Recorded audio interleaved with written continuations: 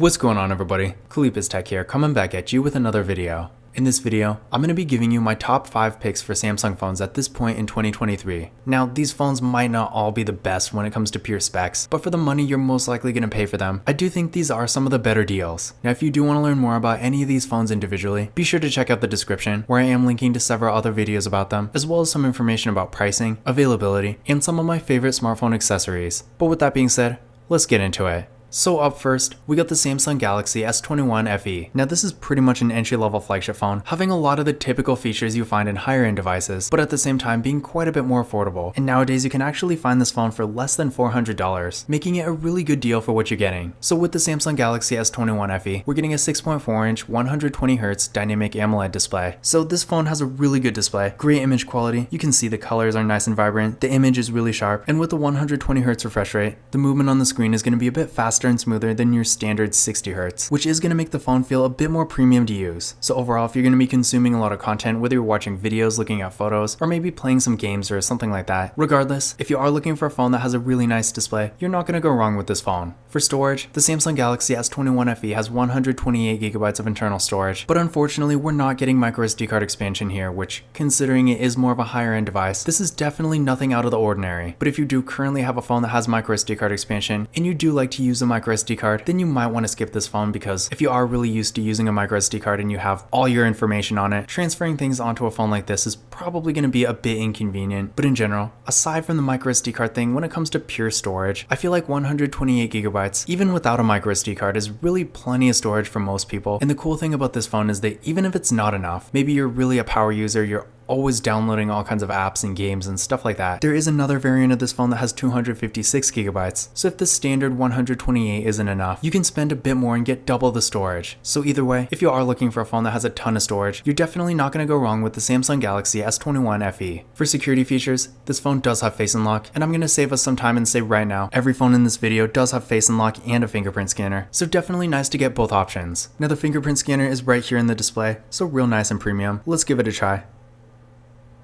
There we go, one more time.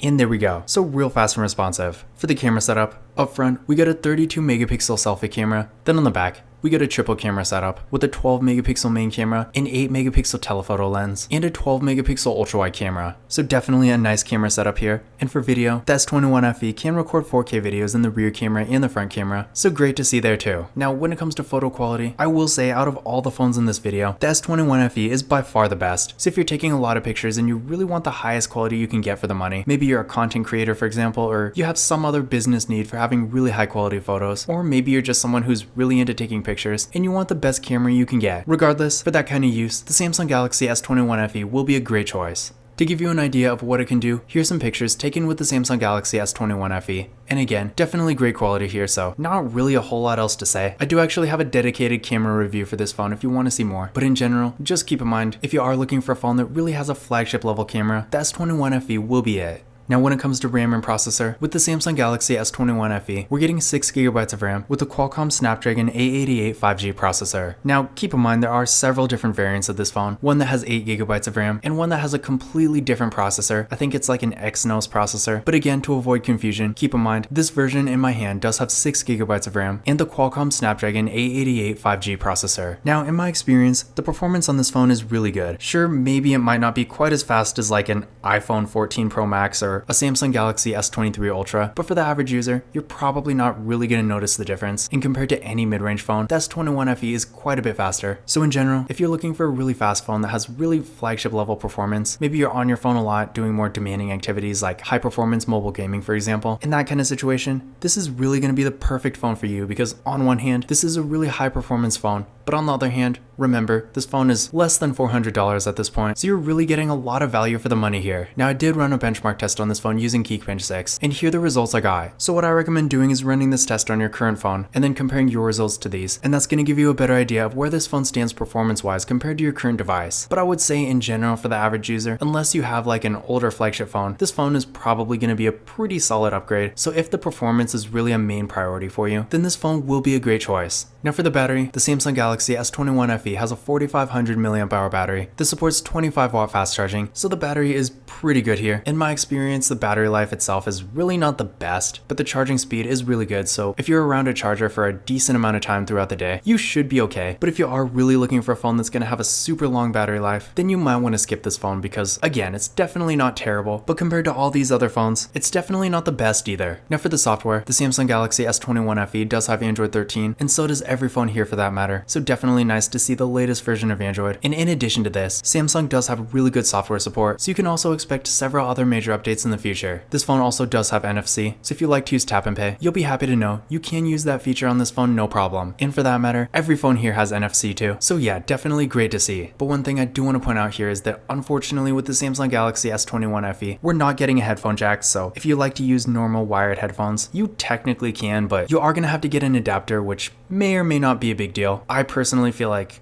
if you're going to be using wired headphones, you might want to just get a phone that has a headphone jack because it's kind of inconvenient. But either way, keep in mind, at this point in 2023, more and more new phones are coming without headphone jacks. So I feel like it's a feature we're really going to have to enjoy while we still can, because I'm pretty sure in maybe 2 or 3 years, pretty much no phone's going to have one anymore. But aside from that, if you're looking for a phone that has a ton of nice features, really good performance, a great display, and a great camera, you're definitely not going to go wrong with the Samsung Galaxy S21 FE. Oh, and I guess I should add, this phone does have wireless charging too. Definitely not a game-changing feature, but if you want to get like a wireless battery pack, maybe you're traveling a lot for example, combined with something like this, it definitely does work really well.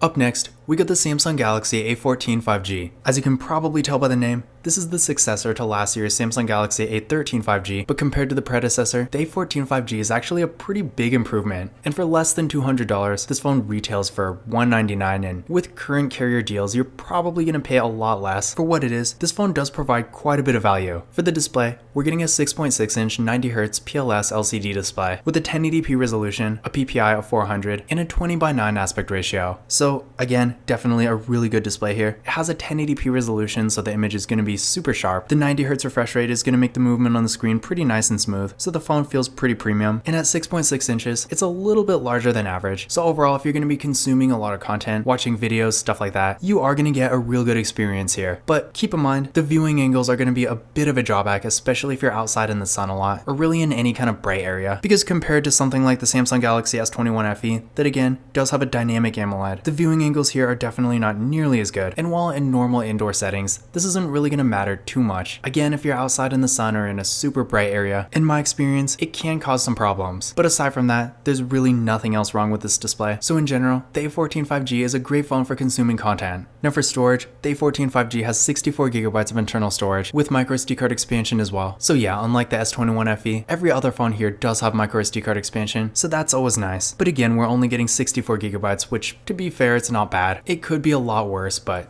at the same time, if you're more of a power user, if you're constantly downloading apps and games and stuff like that, the storage here is probably going to fill up pretty quickly. So if you are in that kind of situation, you might want to get something that has a bit more, but for the average user, as long as you're mindful of what you're putting on your phone and you're not putting too much on it, the storage we're getting here is at least acceptable. Now with this phone, we got a fingerprint scanner right here on the power key, so definitely a nice spot for it. Let's give it a try.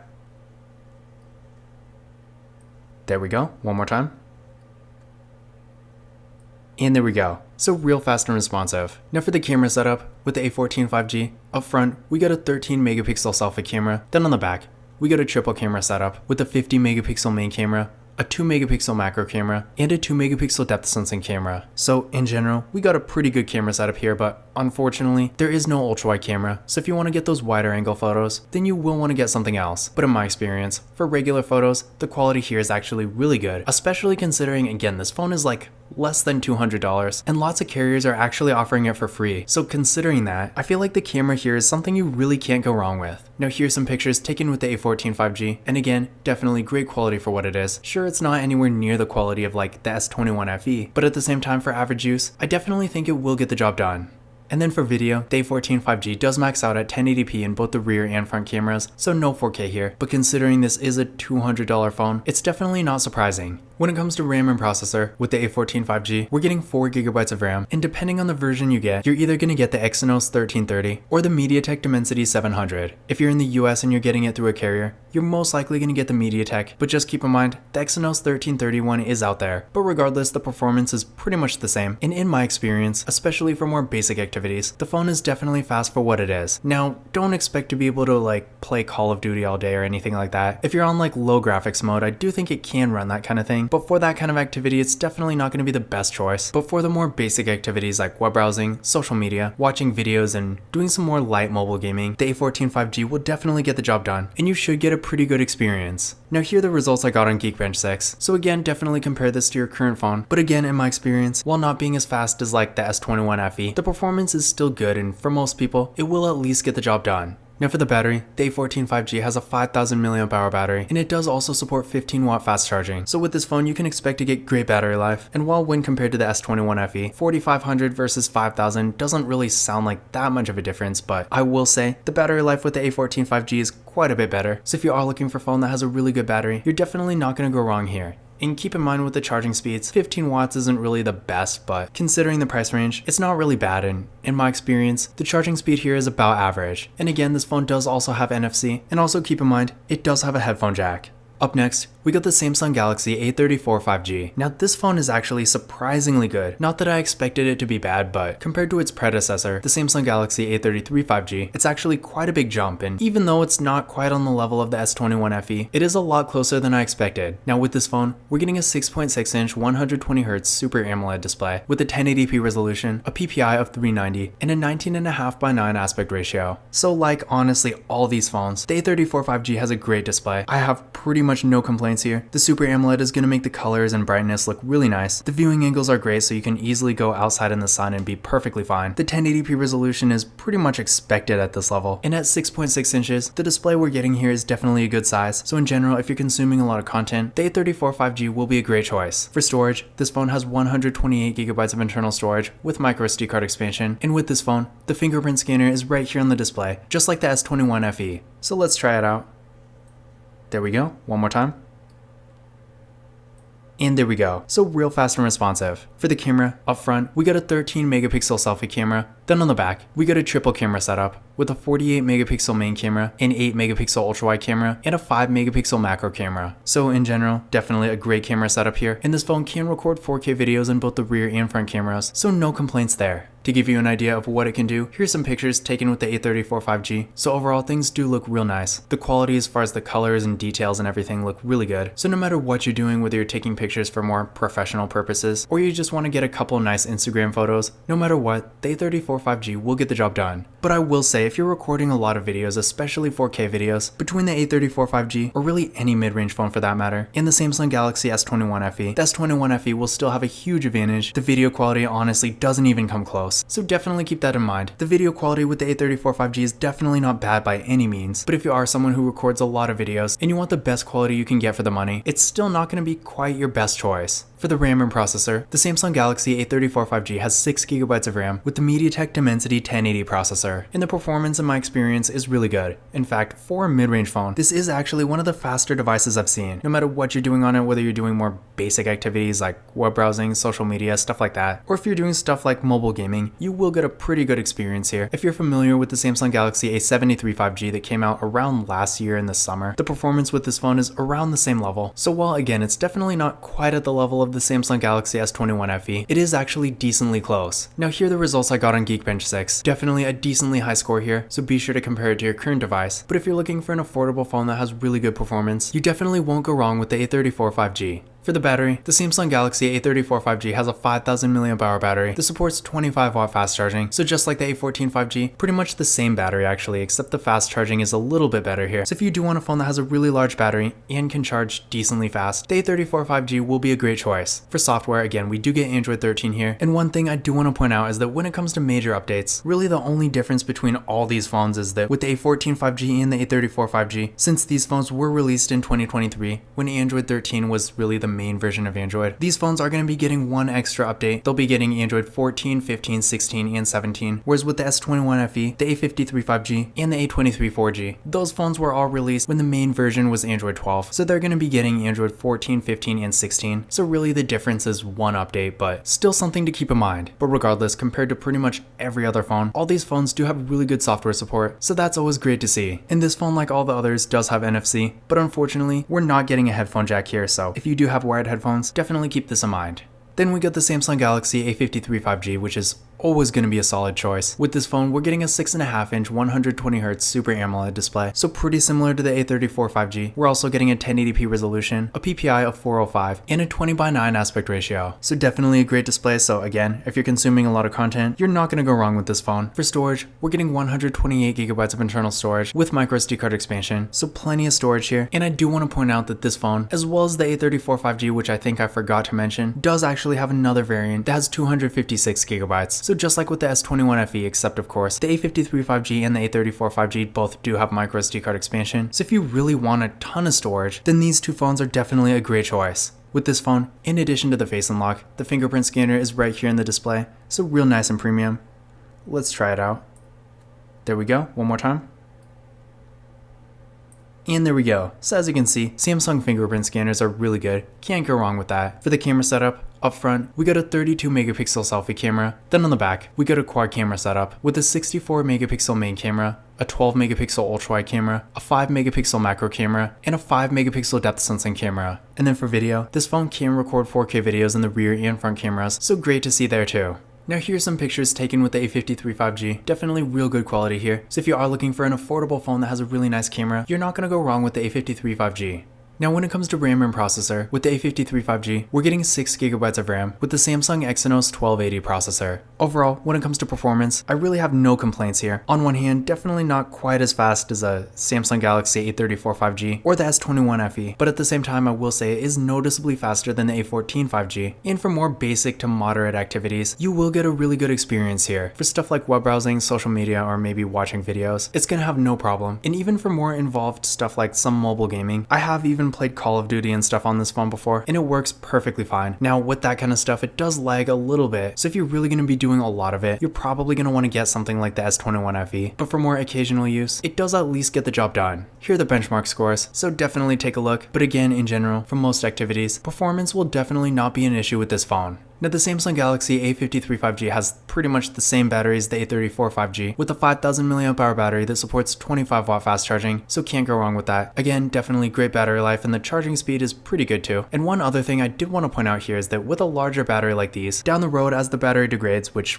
all batteries do, you're not going to have to worry about it wearing out nearly as quickly. So if you like to get one phone and keep it for a long time without replacing it, then a phone like this is going to be a great choice. Something like the S21 FE, not really so much, but every other phone here, the A14 5G, the A34 5G, A53 5G, and the A23, they all have really large batteries, so when it comes to longevity, you're not going to go wrong with any of them. Now I already pretty much went over the software support here, but with the A53 5G, again we do get NFC, it does have Android 13, but unfortunately, there is no headphone jack, so it is another one of those phones where if you do want to use wired headphones, you will need an adapter. But aside from that, this phone was originally going for around $400, but nowadays you can easily find it for around $200, probably less depending on where you're getting it. I would probably not get this phone factory unlocked. I do have the Amazon link in the video description, but I honestly don't think the deals are that good. I feel like you can find it a lot cheaper somewhere else. So definitely check with your carrier because Cricket, for example, has a really good deal, and I think Metro does too. But in general, if you can find this phone for around $200 or less, I would say it's definitely a great choice. And then finally, we get the Samsung Galaxy A23 4G. Now this is actually the only 4G phone in this video, but despite only being a 4G phone, combined with being super affordable now, this is actually a pretty impressive device. Now with this phone, we're getting a 6.6-inch 90Hz PLS TFT display with a 1080p resolution, a PPI of 400, and a 20:9 aspect ratio. So just like the others, the A23 does have a really nice display. So if you're doing stuff like watching videos, playing games, looking at photos, pretty much anything you can imagine, you will get a good experience here. here. Now for storage, this phone actually has 128GB of storage and microSD card expansion, so for what it is, this is actually really impressive. In fact, compared to the A23 5G, for whatever reason, the A23 4G actually has more. So if you are looking for more of a basic, affordable 4G phone, but you also want a bunch of storage, then this phone will be a great choice. Now with the Samsung Galaxy A23, in addition to the face unlock, the fingerprint scanner is right here on the power key, so let's give it a try. There we go, one more time.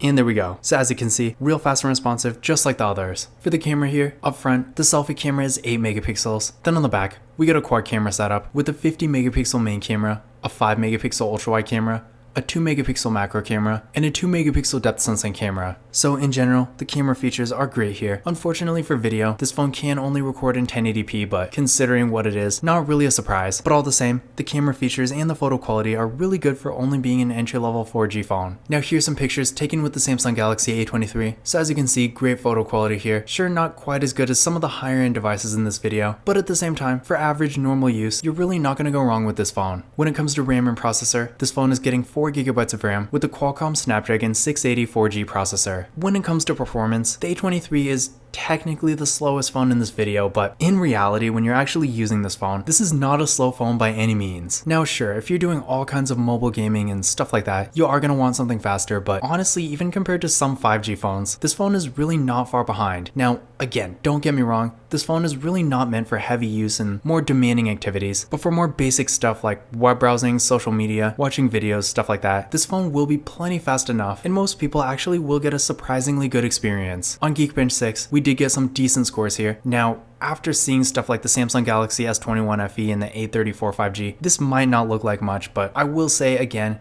in my experience, the phone is decently fast, so if you're looking for something really affordable and more basic, compared to other phones like it, it will definitely get the job done. For the battery, pretty much no difference from anything else. So we got a 5000 mAh battery here that also supports 25 watt fast charging, so you're not going to go wrong there. Again, with the software, it does have Android 13 as well as a few more major updates coming in the future. This phone also does have NFC, so you can use tap and pay, and it does also have a headphone jack too. So if you do want to use normal wired headphones, you can do that with this phone no problem. But those were 5 of the best Samsung phones you can get for the money so far in 2023. Again, if you want to learn more about any of these phones individually, definitely check out the description, where I will be linking to several other videos about them. I do have quite a few, including full reviews, comparisons, camera reviews, stuff like that, so definitely check that out. And I'm also going to be putting some information about pricing and availability, although keep in mind, aside from the S21 FE, the A34 5G, and the A23 4G, for these two you're definitely going to want to go through a carrier because they really have the best deals. All my links are pretty much Amazon links, and while Amazon does have some good deals on the S21 FE, when it comes to stuff you can easily get through a carrier, the prices might not be the absolute best, but the links will be there if you want to see them. But otherwise, that's it for this video. If you enjoyed it and found it useful, be sure to give it a thumbs up and hit that subscribe button. Don't forget to follow Kalip's Tech on Twitter and Instagram. And as always, I will see you in the next video.